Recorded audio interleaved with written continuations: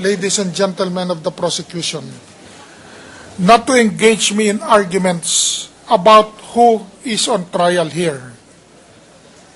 We, you and me, are all on trial here. Let us stop all the posturing and show the Filipino nation what we are made of. This is not trick or manipulation. This is an invitation, a challenge for public accountability, made only with the hope that we can all, together, give our nation one shining moment in public service. You may choose to turn down this invitation, this challenge, for whatever reason, whatever. But if you decline, then you will affirm to me and all who are watching that there is in fact no legal obligation or duty to disclose foreign currency holdings and deposits. If any of you should choose to decline, I regret that there is no point in my waiver, because it will only allow the completion of the persecution I have suffered. I am no thief, I am no criminal, I have done no wrong. But honorable senators, I am also no fool. I pray that this gentleman will accept my invitation. Otherwise, I stand by my actions as being completely founded on the law itself.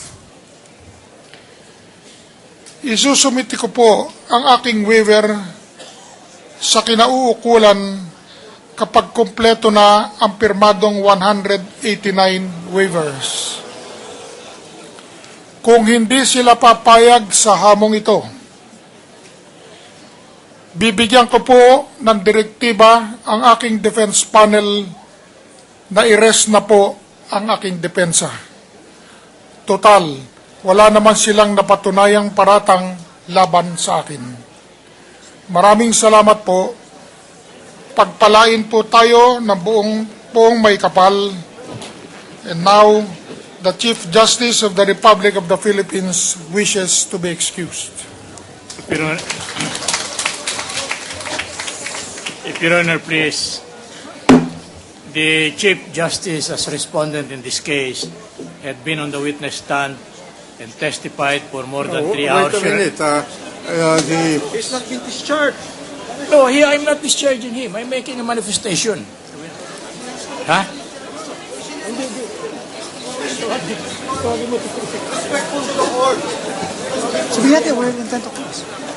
Order. We have not discharged the Chief Justice with due respect to him.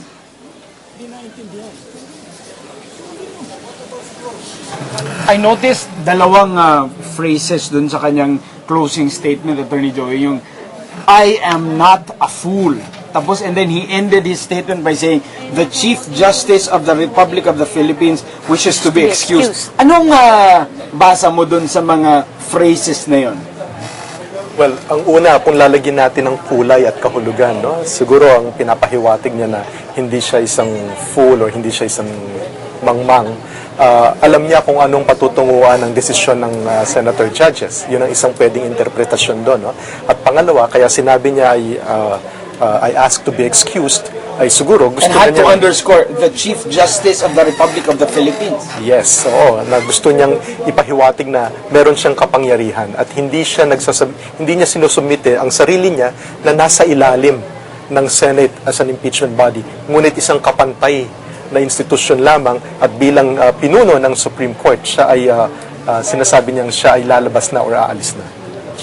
Siguro kaya niya ginawa rin yun, to prove his point na meron siyang sarili niyang kapangyarihan. Kaya lumabas siya without asking to be excused. Napakabigat. Mukhang at one moment, Kathy, Professor Xiao, we had a moment na one person was challenging the leadership of this country to be transparent and to open up their bank accounts and their, record of wealth. And yet, he made it as a condition. How did that change the story, yung ginawa niyang kondisyon, yung paglabas muna nilang lahat? Para kasi ang sinasabi niya, hindi lang ako ang trial dito, kayo naman. Ang ako nakikita ko dito, isa-isa lang, ang dami ng problema ng bayan natin, ano? Kung matatapusin natin yung trial nito, after i-disclose nilang lahat ng mga, imagine how many days would that be? Yung lahat ng, yung congressman na yun, no? I-sign ng waiver na yun at i-disclose lahat ng mga bangko nila bago siya humarap ulit at magdesisyon. Kasi yun ang kanyang, isa-sign nilang lahat bago siya humarap ulit. Diba? Matagal pang proseso.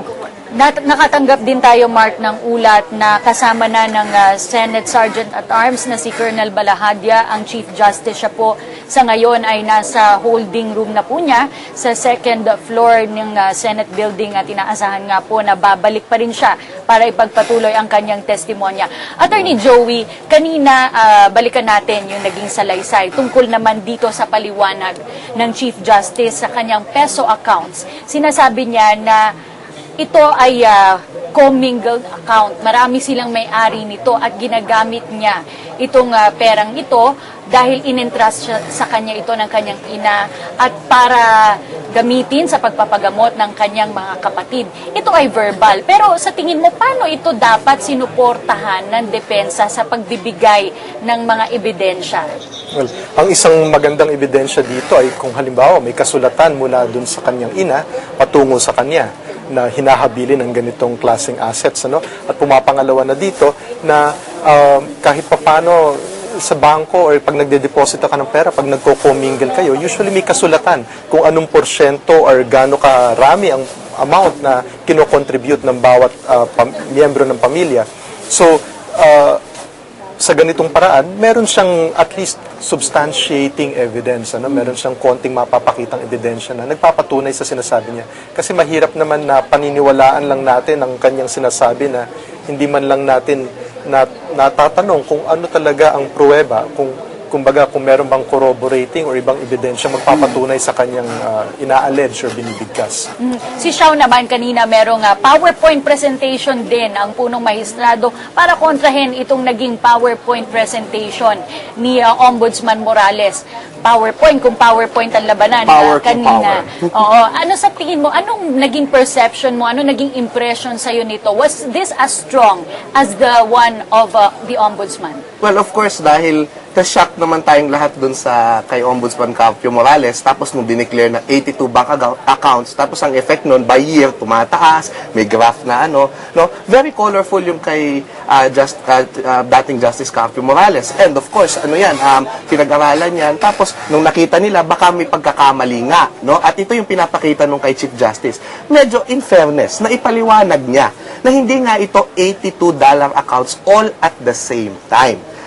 Pero tignan natin na nag-exist in that period may 82 bank accounts nga na hindi rin niya dinidisclose pa, and I thought na dito niya dito sa question and answer niya gagawin kung ano ba yung laman ng mga dollar accounts na yon.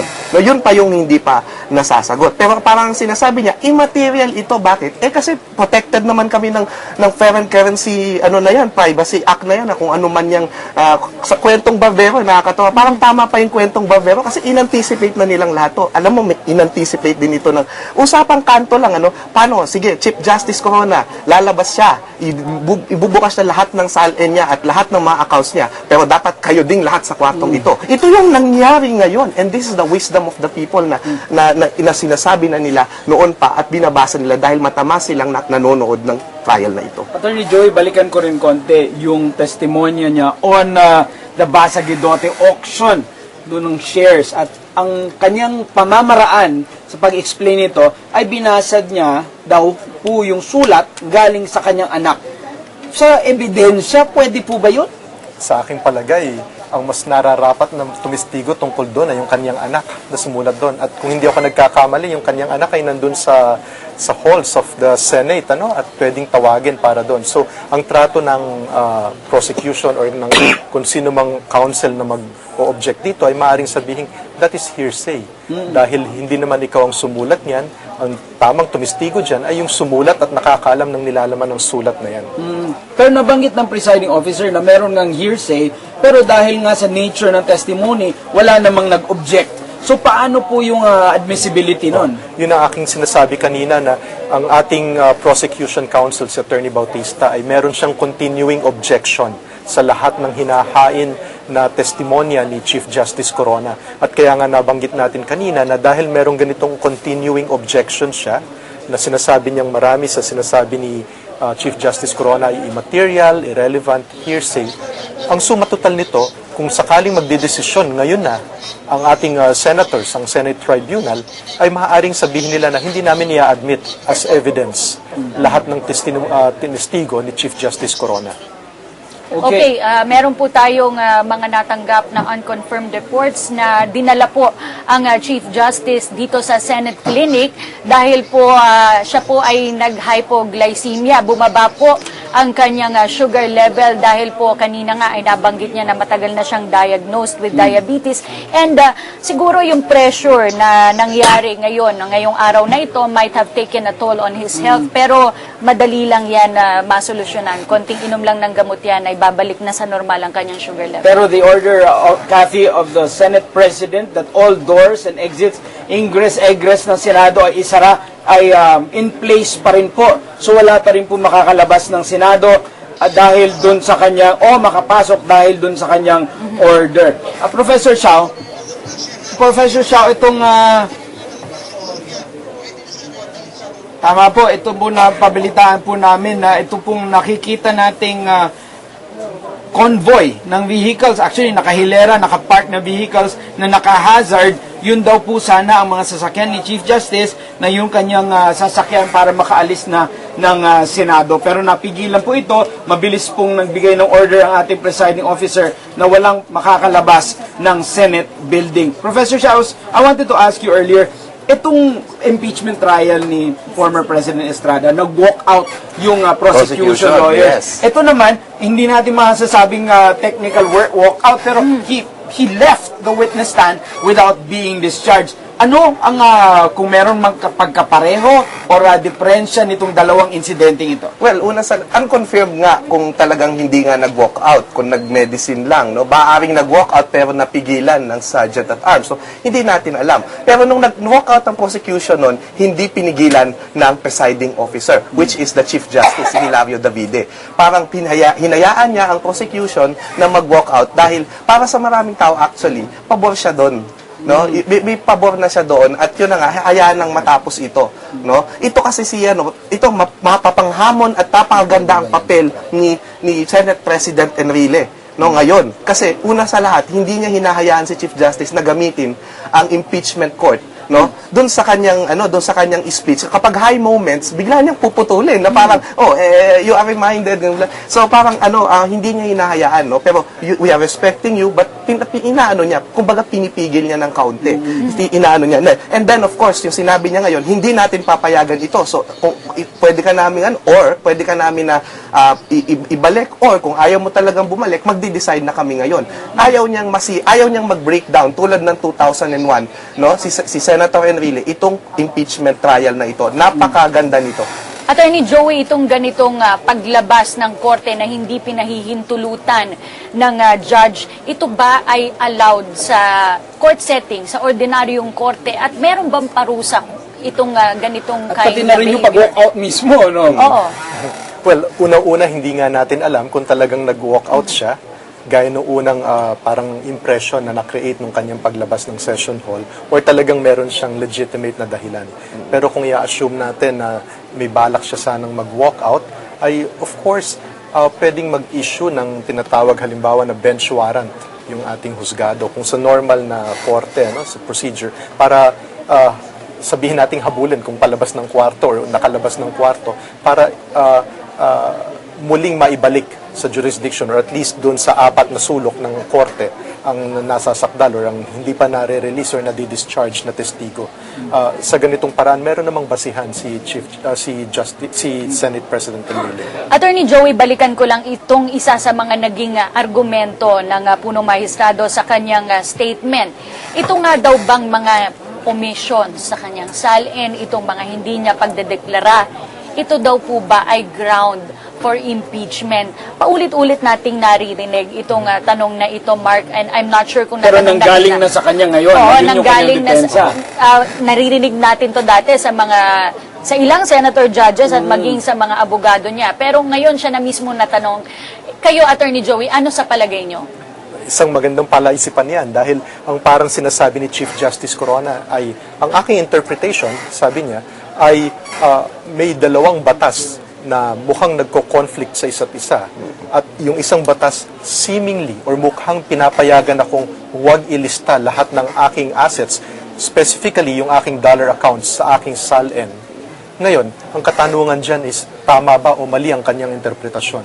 Kung sakaling mali ang kanyang interpretasyon, ang tanong is, ang misinterpretation of the law ba ay isang impeachable offense? Yan ang kanyang pinupuntirya. Lalo na sa isang punong mahistrado na Oo. dapat bihasa sa batas. Oo. So, yan ang isang magandang katanungan na parang kine-create niya yung doubt sa isipan ng mga senator judges. Isipin nyo nga, kung misinterpretation ng batas, dapat ba akong ma-impeach?